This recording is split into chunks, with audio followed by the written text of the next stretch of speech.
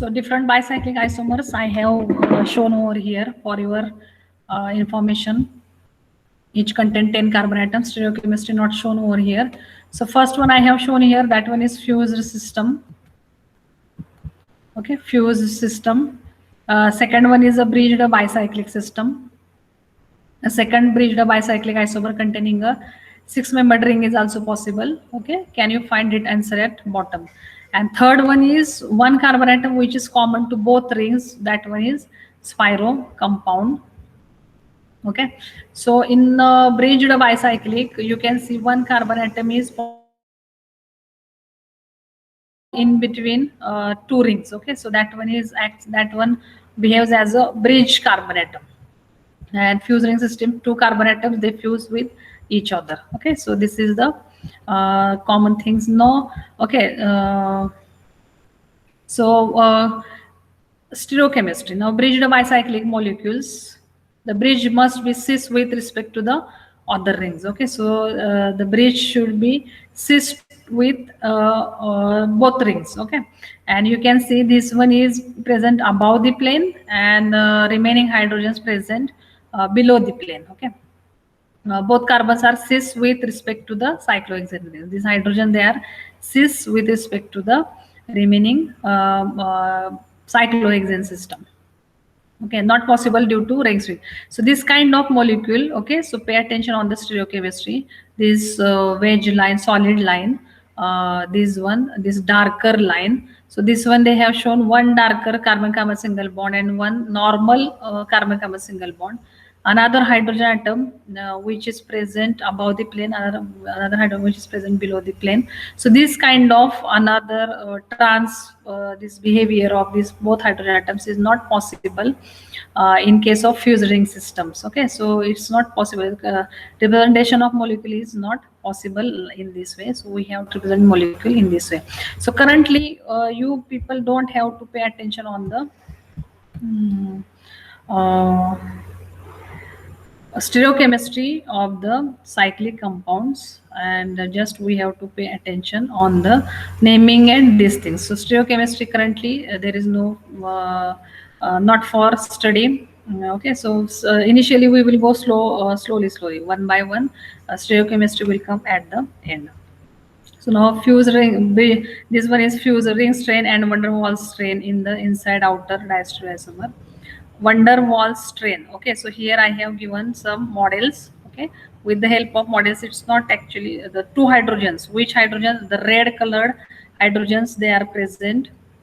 So those are they do show the things. Two hydrogens they have represented with the red red colored balls, we can say, and they try to show all these things in model systems. This bicyclic ring can be drawn from several different perspectives. Okay, so same this one as we have seen on the previous slide, top down view. This one we can see from the side view. It will look like this one. Okay, so this thing, so you can pay attention. 1 2 3 4 carbon atoms are present over here. 1 2 3 4 carbon atoms present over on this side, and three remaining carbon atoms present on the left hand side. Okay, so in right hand side ring, 4 different carbon atoms present. So here they have shown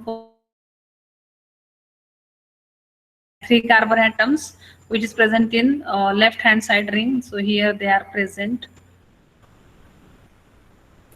and 2 hydrogens which is present below the plane. This 2 hydrogen which is present below the plane, they have shown over here at the bridge carbon atom. This is the bridge carbon atom, and so as a bridge head, we can say bridged carbon atom. These hydrogens are present, which is always under pressure. Okay, so these are these reactions at this point as bridgehead carbon atom. It's not easy to conduct the reaction at this point. Okay,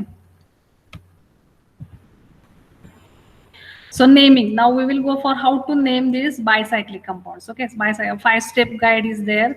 So how to name that one? So first one we will decay. This one we have to count first the how many carbon atoms present there. Okay, so we will count from this carbon atom 1 2 3 4 5 6 7.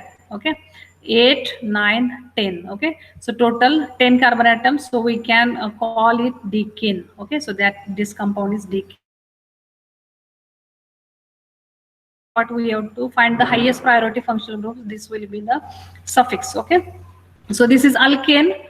Okay, no substituents, nothing. So we have to call it decane. Okay, so second, count the total number of carbons in the molecule, which gives you the root name. So total number of carbon atoms we have counted. So that one is total 10 number of carbon atoms. So we have to call it decane.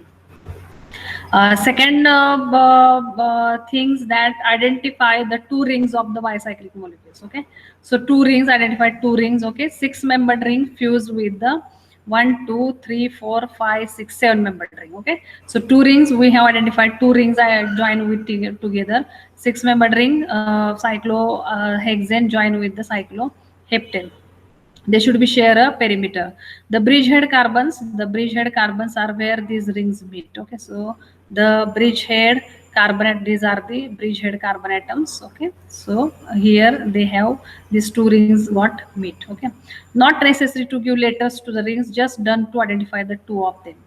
Okay, so 7-membered rings, A is a 7-membered ring. Okay, this one is A is 7-membered ring. I have written here, and B is the 6-membered ring. Okay, along the perimeter one can find a 9-membered ring. Okay, so along the perimeter we can find 9-membered ring. This doesn't count for our purposes, so we cannot go for these things. So numbering, uh, uh, third, now how to number that. Okay, so beginning number at the one bridgehead carbon atom. So we have to begin numbering at the bridgehead carbon atom. Okay, so here is the bridgehead carbon atom, and we have to start the numbering at the bridgehead carbon atom 1, 2, 3, 4, 5, 6. Okay, we have to come to the second bridgehead carbon atom, the 6th position, and continue numbering along the next longest path until all carbons are numbered. Okay, so longest path is here. Okay, from 6, 7, 8, 9. 10th number is the in between, that is only one carbon atom present in between two bridgehead carbon atom. So we have to take that one carbon atom at last point. Okay, we have to take into consideration that carbon atom at the last point, and we have to consider the longest path. So we will take for numbering the longest path. So this is the longest path containing or occupying both A as well as B ring. Okay, so first, second, third, fourth, fifth, sixth, seventh between two bridgehead carbon atom. That one is the 10th carbon atom. So this is the, in this way we can do the numbering of the two systems or two cyclic systems, cyclohexane as well as cycloheptane.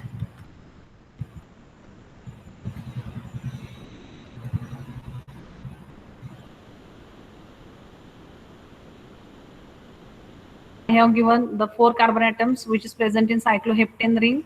Okay, bridge lengths. Okay, so 4 carbon atoms is present on how to do the naming of the system now. So how to consider the ring in this way, in such a way that now in bracket, this is bicyclic system. So we have to write bicyclo. Okay, in bracket we have to given the right hand side 4 carbon atoms. Okay, so the how many carbon atoms present in the bigger size ring. So cycloheptane is the bigger one than the cyclohexane. So we have to consider these 4 carbon atoms first. So we have to write down in decreasing order 4, 3, 1. So 4 carbon atoms from the cycloheptane, 4 carbon atoms which are free. 4, then we have to give the dot. Then 3 carbon atoms which is comes from the lower size ring, cyclohexane. This lower size ring, 3 carbon atoms present there. Okay, so 4 carbon atoms we have written here 4. Now 3 carbon atoms from the another fused ring from cyclohexane, so 3 carbon atoms, and dot 1 10th carbon atom which is present in between two bridgehead carbon atoms. That one is the 10th carbon atom. So we have to write it here 4.3.1 bracket complete decane. So this is the bicyclo 431 decane system. Okay, so bridge length. So this is the bicyclo 431 decane system. So this is the numbering